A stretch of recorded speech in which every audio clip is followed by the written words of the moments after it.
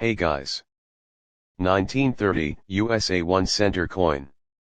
We're talking about specific errors and conditions that can turn this piece of copper into a multi-million-dollar asset. To understand the extreme value, you must first understand the common. The 1930 wheat center was struck at 3 mints, in circulated condition. Most 1930 pennies are affordable, often selling for less than $1. Even those from the lower mintage San Francisco Mint are generally available for just a few dollars in worn condition. The real key to value here is condition and error rarity. For any coin from this era, condition is paramount. Since these coins are nearly 95% copper, they quickly lose their original, bright red luster as soon as they hit circulation and begin to oxidize. Brown fully oxidized, worn, common. Red-brown partially oxidized, some original luster remaining. Full red retains at least 95% of its original brilliant copper color. A 1930s wheat cent that is nearly flawless and graded as a mint state 67 red is incredibly rare. The highest known grades for these coins command thousands of dollars. One example of a high-grade 1930D wheat cent, for instance, sold for $3,364. While impressive, that's still not the millions we promised. For the life-changing money, we have to look for mint errors of an almost unimaginable magnitude. The possibility of a 1930 cent being worth millions hinges on one thing: extreme, unprecedented mint error. 1. Repunched mint mark. This is one of the more common, yet valuable, errors for 1930 cents. The D and S mint marks were hand-punched onto the working die. If the punch was struck multiple times, slightly misaligned, you get an RPM. Look closely at the D or S mint mark for overlapping letters. The 1930D RPMS and 1930S RPMS are recognized by collectors and can sell for hundreds or even thousands of dollars, depending on the severity and the coin's grade. 2. Major lamination errors. Woody planchettes. Lamination errors occur when impurities in the copper alloy cause the metal layers to flake, peel, or separate.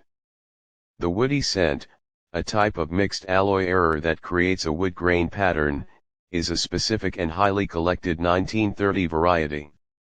Major lamination errors on a 1930 cent can sell for several $100s. Off-center strikes and cuds. An off-center strike is when the coin is misaligned during striking.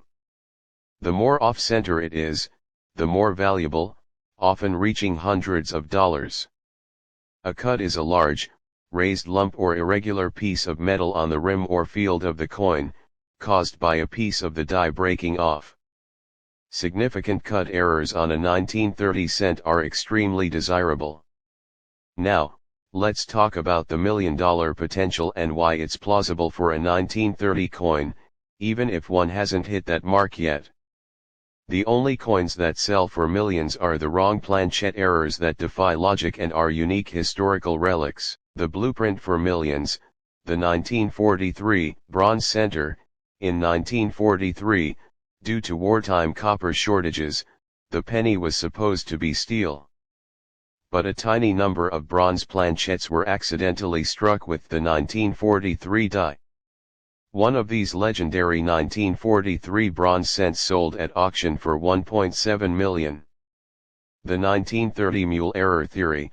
For a 1930 penny to sell for millions, it would need to be a similar, mind-boggling mistake, a mule error or a wrong planchette of extreme rarity. Imagine a 1930 cent die accidentally striking a much thicker or heavier planchette intended for a gold coin, or a proof die somehow escaping the mint. If an unprecedented, one-of-a-kind 1930 cent struck on a gold dollar planchette or a similarly impossible error were ever discovered, it would instantly command a multi-million-dollar price, much like the 1943 bronze center. This is the dream. Ready to search? Here's your checklist. Check the date, ensure it is clearly 1930. Check the mint mark, the D or S are important, located under the date. Look for repunching on the D or S. Inspect the fields, look for discoloration, wood grain effects, or peeling metal. Examine the mottos, look closely at In God We Trust and E Pluribus Unum for any doubling, which would indicate a doubled die obverse or reverse. Look for cuds, check the rim and the fields for any large, raised lumps of metal, indicating a broken die. If you find a 1930 cent with a clear error or a dazzling, brilliant red color, do not clean it. Cleaning will destroy its value. Protect it in a coin holder and get it authenticated by a professional grading service like PCGS or NGC.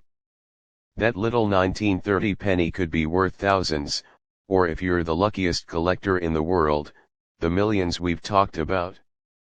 What's the oldest penny you've ever found? Tell me in the comments.